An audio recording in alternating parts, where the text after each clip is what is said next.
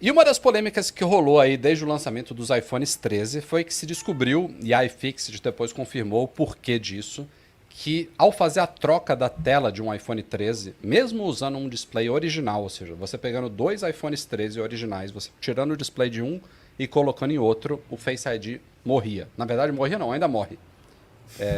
Não é uma questão de uso de telas paralelas, nem nada do tipo. Tem alguma coisa ali envolvendo a chamada Secure Enclave do iPhone, que é o chip responsável pela segurança dele, que está, obviamente, conectado ao Face ID, que comunica-se ali com o display, afinal, o Face ID fica logo ali, né, no notch do display, e faz ele quebrar, o que é uma coisa que não acontecia nas versões anteriores, gerou uma baita polêmica.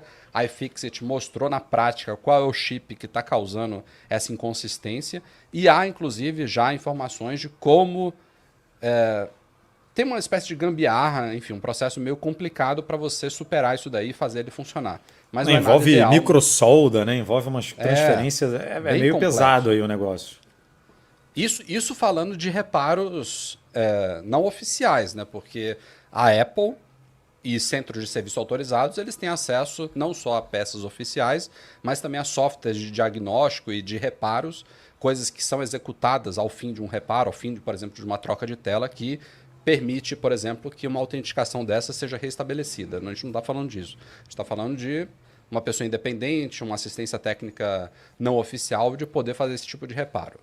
Claro que rolou uma grande polêmica, afinal, há já tem alguns anos uma grande tem um grande movimento ocorrendo principalmente nos Estados Unidos, mas que aplica-se ao mundo inteiro, do direito ao reparo, em inglês right to repair, de empresas que clamam não só em relação à Apple, mas em relação a fabricantes de eletrônicos, de consumo como um todo, que deem o direito do consumidor de reparar os seus dispositivos, de fazer dispositivos que sejam minimamente modulares, que sejam fáceis de abrir, que tenham peças que não sejam soldadas, que não junte múltiplas coisas em uma só, então se quebra uma coisa você tem que trocar 5 coisas.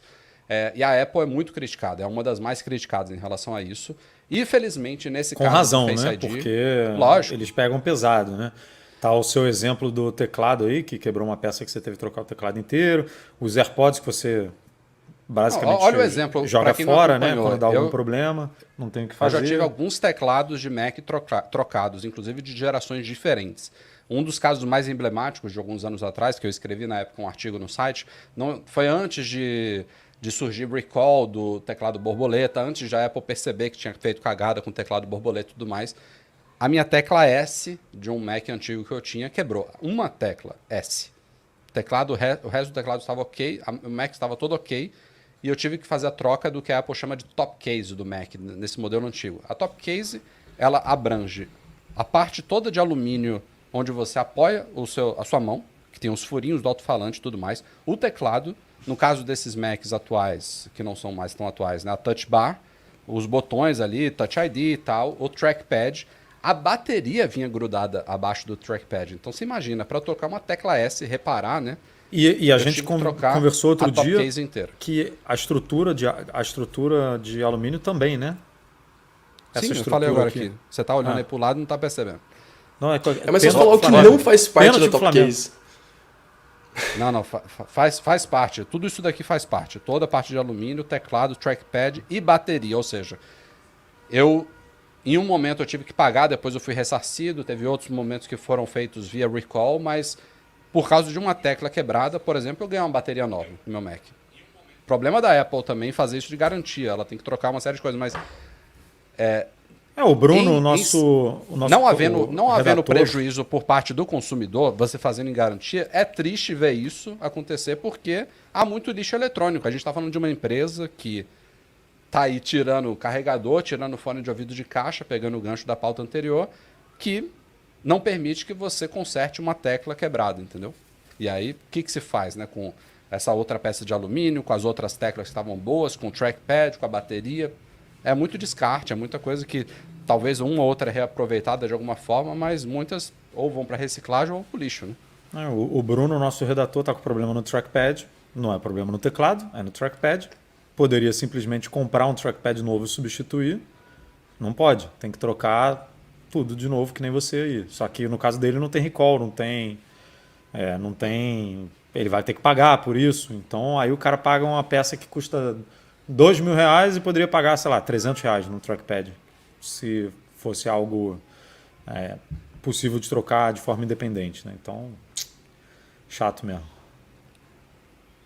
Mas só agora concluindo, depois da introdução, a Apple reconheceu esse problema e ela não vai, ela já prometeu uma atualização de software do iOS dos iPhones 13. Não disse exatamente que versão vai ser, quando que vai sair, mas ela vai fazer uma atualização de sistema que vai impedir que o Face ID deixe de funcionar caso um reparo...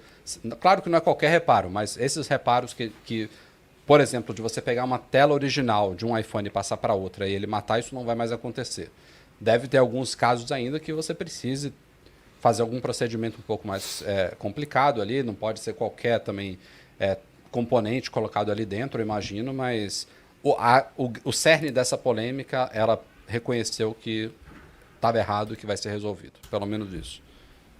Até porque é um assunto delicado, né? Se você, sei lá, se uma pessoa mal intencionada rouba um celular, rouba um iPhone e troca ali o componente do Face ID com o que, sei lá, pré-autoriza automaticamente alguma coisa, ele consegue ter acesso ao dispositivo. Então é bem delicado, né? Tem que ser feito do jeito certo. Não, e outra, esse erro de projeto, vou chamar de erro de projeto, tá? O fato de a Apple interligar a tela com o sistema de biometria é um problema dela, sabe? O consumidor não tem que ser... não é responsabilizado. A pessoa não... É penalizado. Uma pessoa que precisa trocar a tela... É penalizado. Você é penalizado. Pessoa... Você paga mais por uma coisa que não precisa. Não, a sua Ou tela quebrou, você quer trocar a tela. O que tem a ver o Face ID com ela? Isso é o projeto de Apple foi feito dessa forma, não é culpa do consumidor, entendeu? O negócio tem que continuar funcionando. Ou no mínimo, que, assim, não pensando em meio ambiente, tá? Pensando só economicamente falando, né? No seu caso, vai trocar a top case inteira? Troca, beleza, mas cobra só pelo teclado. Entuba aí o resto. Foi um dos argumentos que eu usei na época. Eu falei, o resto, porque eu não quero pagar pela bateria, não quero pagar pelo alto-falante, sei lá, não quero pagar pelo trackpad. Não, tá tudo bem. Inclusive pode usar o mesmo se quiser. Não quer? Beleza. Faz o que você quiser aí, recicla e bota para vender em outro lugar, não sei, mas eu não quero pagar por isso. Eu não precisaria ter que pagar por isso, né?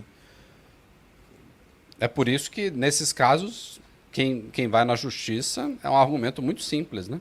Qualquer juiz vai dar ganho de causa para o consumidor, porque é uma argumentação bem simples, qualquer pessoa vai concordar de que há falha aí por parte da Apple.